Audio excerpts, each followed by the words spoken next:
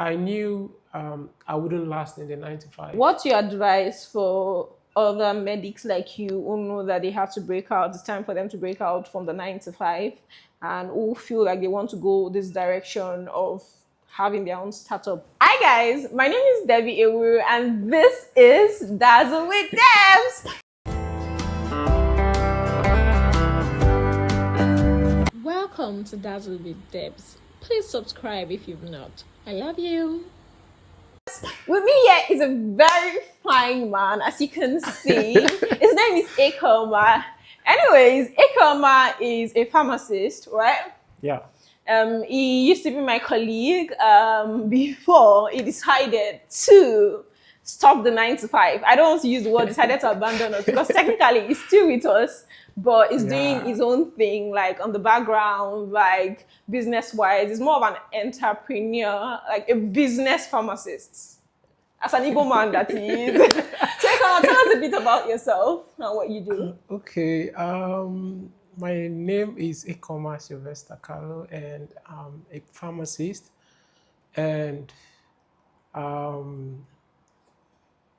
at the moment, I am trying to build a brand. So I'm running a startup, and it's still within the healthcare space. So yeah, that's what I'm doing. So I know you're trying to be humble. Yeah, it's a businessman, Odogo, like what do they used to say? Like love in every word. As a Nigerian movie lover, I would definitely relate to that. Anyways, can you just tell us the motivation? Have you always known that you were not going to do a 9 to 5 for a really long time, or was something that just came up? Well, yeah, in a way, actually. So it's more like I've actually planned the journey. I planned the journey, to this point. And so it's more like I already knew I wouldn't last in the 9 to 5 space. I've always known myself to be a solution creator, a problem solver. So, and every part of my 9 to 5 or every 9 to 5 I did, I'd always timed myself. Okay, I'm going to be in this space for 1 year. I'm going to be in this space for 2 years. Yeah. And funny enough, I've right from my internship days, 1 year internship. I wanted to see how the community practice looks like. Yeah. I picked up community practice for 1 year as well. I left, and it's more like I was preparing myself for the bigger picture. So I knew I wanted to build something, within the healthcare sector, and definitely this is Nigeria, and it's not just Nigeria. We have a whole lot of challenges when it comes to the healthcare in Nigeria and Africa. So I knew one day I would look for a solution for one of the challenges. So I kind of picked interest in one. So my 9 to 5 was more like to know, yes, what is the challenge when it comes to this sector, the hospital. And I was privileged to also work, so I can HMO setup.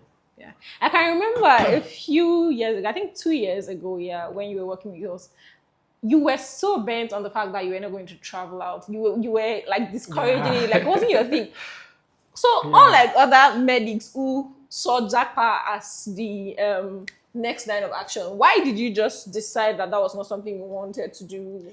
I would say the truth is, I'd already made up my mind that I won't travel. I'm not the kind of person that runs from a fight.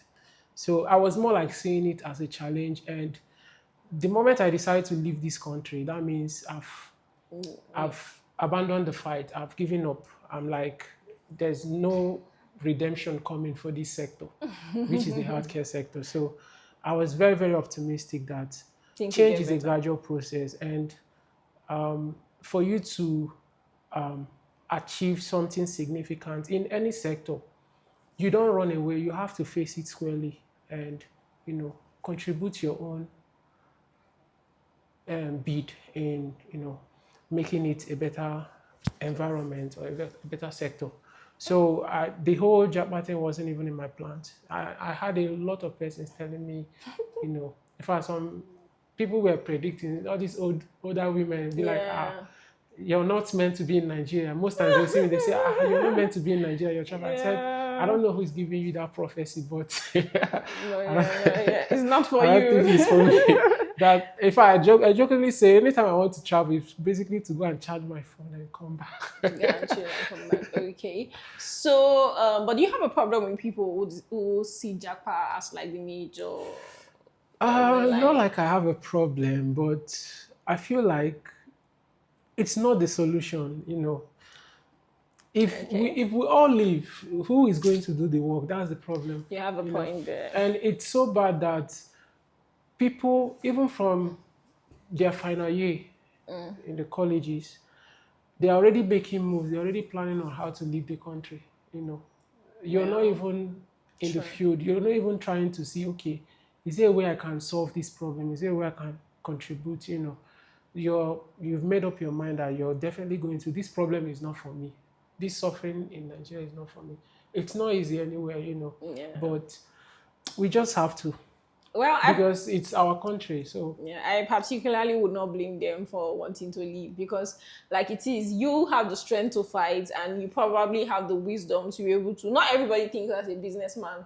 Not everybody thinks outside the box. Even some people, why they want to go abroad is because they just feel I've done medicine and then I'm going to work in the clinic. It's for people who can think outside the box or think that there are other ways to go about it that produce solutions. Like people like you, like what you are doing. But certain people cannot think outside the box. They just believe that this is what they studied and then they want to go straight. they're meant for 9 to 5. Exactly. So the few times, or let's say the few years you worked 9 to 5, what would you consider your worst experience with a patient? The truth is, patients are difficult. And you Okay. just have to have that at the back of your mind. Okay. But for me, I've had a very good relationship with patients. Firstly, the way I present myself to you would would radiate confidence. Okay. So you approaching me you're approaching me, you're the patient, you're approaching me, you already I don't know how to Relaxed. put it. Even if you are angry, you want to shout, and Yeah. looking at the person before you, you just have to like Mellow mellow. down. Because honestly speaking, that had actually played out. Many You know, times, I yeah. see patients shouting. When they come to the pharmacy, They're they just just calm calm. down because I was already prepared. How am I going to Yeah. deal with this patient and all that? So you see them calm and relaxed, and I've had very good relationship with patients. Okay. You know, in fact, one good thing about my 9 to 5 days is whenever I leave, they always ask, that pharmacist, where is he? Where is he? And some of them I still keep in touch. They Wow. ask for my number and all That's that beautiful. to reach out. Yeah. Okay, so I'll ask the typical question everyone asks is a medical person. What inspired or what built the desire in you to say you wanted to go the medical route, that you wanted to study what you studied? Was it the quest to want to save life? Or was Oh, it for okay. money? Or was it just a passion thing? Or your parents uh, wanted you to do it? okay. So I'd already like me being in the medical field. Okay. I knew I wanted to study. Or knew I wanted to be in the medical field. I wanted to study medicine and surgery, Okay. but I wouldn't know if probably that was my young mindset. Okay. You know, I was like, at a point, I was like, I don't think I really want to study medicine and surgery. Okay. Firstly, I thought that wouldn't give me room for other things, to explore. You know, you're tied to the hospital and all that. True. So, but that was actually probably that was wrong, because you Yeah. can as a doctor you can actually do other things, if you Yeah. want to. So, but that was my So mindset at then. that time. Yes. Then, secondly, why I didn't go for medicine and surgery, I'm telling you. Yeah. So I was like, I don't like seeing blood. I Okay. have this soft, Phobia, yeah, yeah. and also I wouldn't. Then I would say I don't think I can stand seeing a patient suffering, and probably money is the problem and I can't do anything, True, true. when I'm supposed to do something. So I was Yeah. like, I don't want to put myself in In that that situation, position. So I was like, I think I should study pharmacy, you know. Okay. And then it occurred to me that there was one of my aunts, then she always tells me, you will study pharmacy, you will study pharmacy. As a kid, actually, I remembered she would always tell me you study. I said, I think this pharmacy is my calling. So I actually went for pharmacy. Wow.